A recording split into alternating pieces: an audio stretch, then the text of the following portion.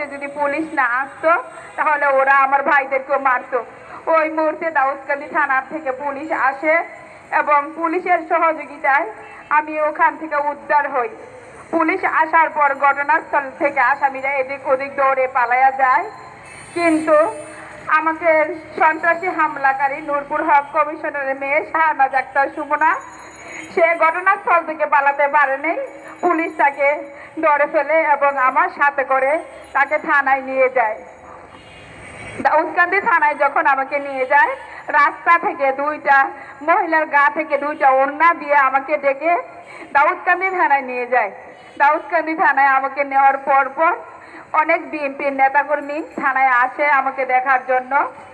ওই দিন পূজা ছিল এবং আমাদের ডক্টর খন্দকার মোশাররফ হোসেন এর বড় ছেলে মাহবুব এবং দাউদকান্দি দুনারচরের কিছু বিএনপির নেতাকর্মী সবাই আসে আমাকে দেখার জন্য। দাউদকান্দি থানায় তখন অবস্থান করেছিল দাউদকান্দি থানার তদন্ত ওসি শহীদুল্লাহ প্রধান, দাউদকান্দি থানার officer in charge OC Junayed Chowdhury, Daudkandi থানার সেকেন্ড ওসি এখন হারুনুর রশিদ এবং সাব ইন্সপেক্টর হাবিবুর রহমান, যার কাছে আমার 5ই অগাস্টে আমার বাসায় হামলা চালায় কারণে আমি যে কুমিল্লা আদালতে দ্রুত বিচার আইনে মামলা দায়ের করি। সেই মামলাটা তারই কাছে তদন্তে ছিল। তারা সবাই ছিল এবং তারা সবাই দেখেছে আমার উপর নির্যাতনের অবস্থা। আমাকে ওরা কি নির্মমভাবে নির্যাতন করেছে এবং ওরা আমার পরনের বস্ত্রটুকু খুলে নিয়েছে। এত সব কিছু নিচে চোখে দেখার পরেও তারা আমার কাছ থেকে একটা টাইপকৃত এজাহারে স্বাক্ষর নিয়ে টাইপকৃত এজাহার নিয়ে আসে, বলে এতে স্বাক্ষর করে আসামি আটকাইতে হবে। ওই টাইপকৃত এজাহারে আমার কোনো বিস্তারিত লেখা ছিল না।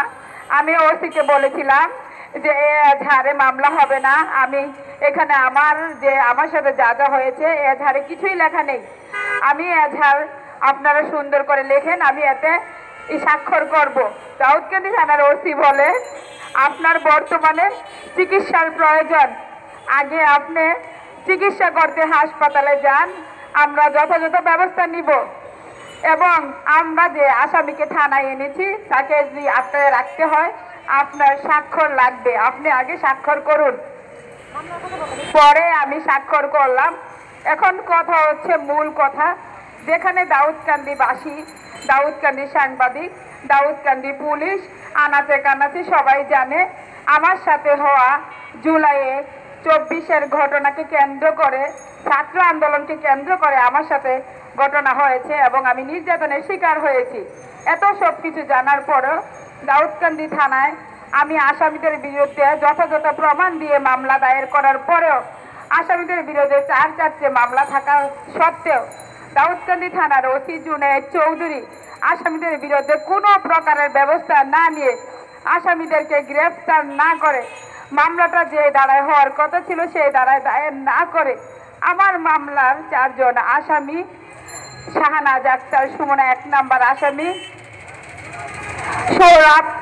সৌরভ হুসাইন 2 নম্বর আসামি এবং শাহনাজ আক্তারের ছেলে স্বামী এবং তার ভাই সুহেল এবং রাবেয়া, আমার মামলার 4 জন আসামির মধ্যে 1 নম্বর আসামি শাহনাজ আক্তার সুমনাকে বাদী করে 4 জনকে সাক্ষী করে আমার বিরুদ্ধে মিথ্যে চাঁদাবাজির মামলা এফআইআর দেয়।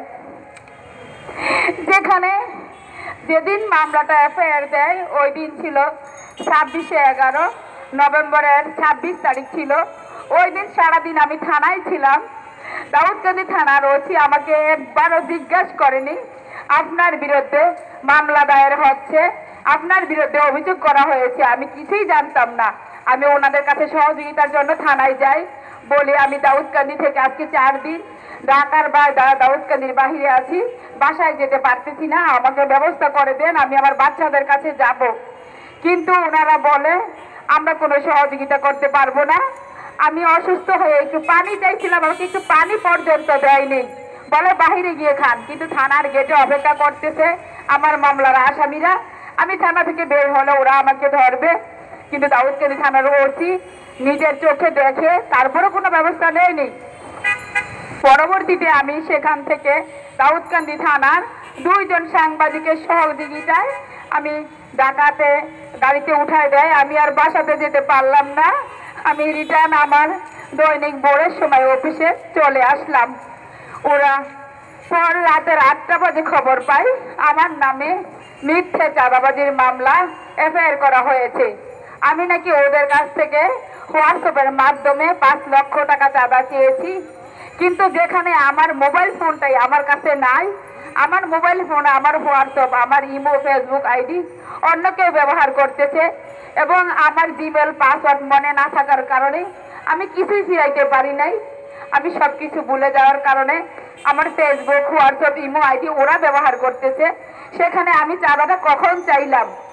আমার নামে মিথ্যে চাঁদাবাজির মামলা যখন এফআইআর দিল, আমি আর বাসায় যেতে পারলাম না। আমি ঢাকাতেই থেকে গেলাম এক কাপড়ে একটানা 4 দিন।